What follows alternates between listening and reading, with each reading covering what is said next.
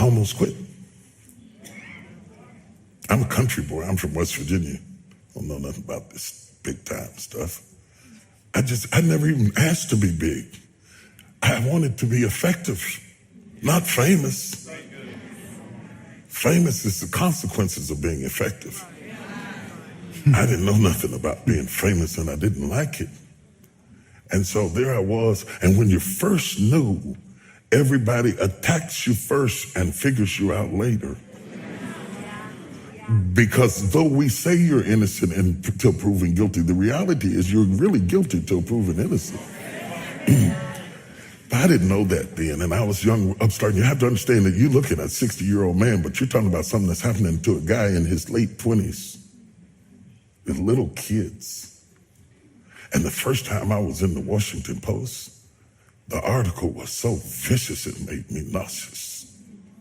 I was so shocked that you could say that stuff about somebody you didn't even know based on assumptions and a little bit of this and a little bit of that. They piece it all together and you don't get to say anything back. So I decided I don't want this. I was preaching for Pastor Bishop Donnie Mears, and nobody knew it because preachers can override their feelings and function. I preached, the place was on fire, but inside I want to quit. I told God, I'm through with this. I'm not going through this. I don't need this. I don't need that. I'm a guy who likes to go get his own chicken wings. I don't have to have all of that stuff to be happy because I wasn't raised with it. So I thought, I'm not doing this no more. I'm not doing it. I'm not doing this. I'm not doing this because I don't need this and I didn't ask for this. I'm only doing this because of what happened in my life, of the circumstances that happened in my life. He put me on stage. I didn't ask for it. So I was mad inside and I was hurt. And I stayed up in the fellowship with the pastors because I didn't want to go back to my room and sulk in my own sorrows.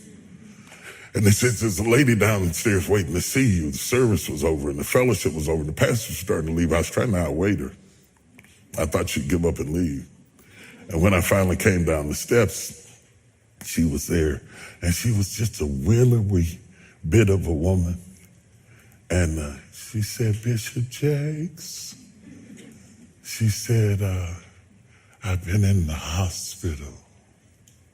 She said, I was pregnant in my fallopian tubes. And the baby died in my tubes. And I was carrying around a dead baby. And the toxicity from the baby almost killed me. Wow. And she said, the only thing that kept me alive was hearing you preach. She said, if you hadn't been preaching to me every day, I swear I would have died. And then she looked at me and she said, it's for us. It's not for them.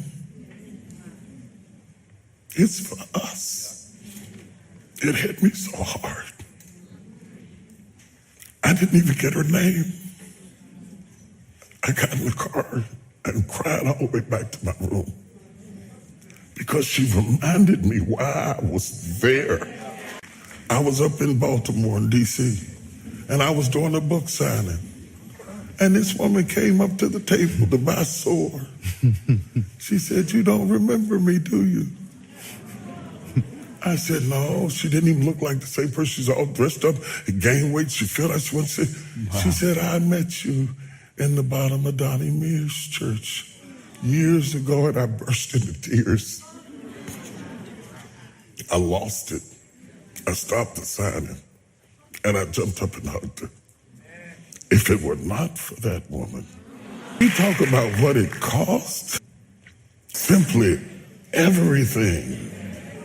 What being a public figure does to you. Everybody has an opinion about everything. What you wear, whether you shave your head or not, what you look like, you gain weight, you're fat. I mean, they say anything to you. And what has to happen to survive it, you have to get tougher. Not meaner, tougher. Mean is when you lash back. But when I say tougher, your resilience and your resistance to the irrelevance of things that have nothing to do with your destiny. And I'm talking to CEOs, incredibly successful people. When I'm talking to presidents and kings from around the world I've sat across from and talked to, when I get a chance to be in the room with executive and corporate executives and stars whose name, if I would list in here, everybody would know them. They're never talking about what people said because they have developed the toughness that is necessary to survive.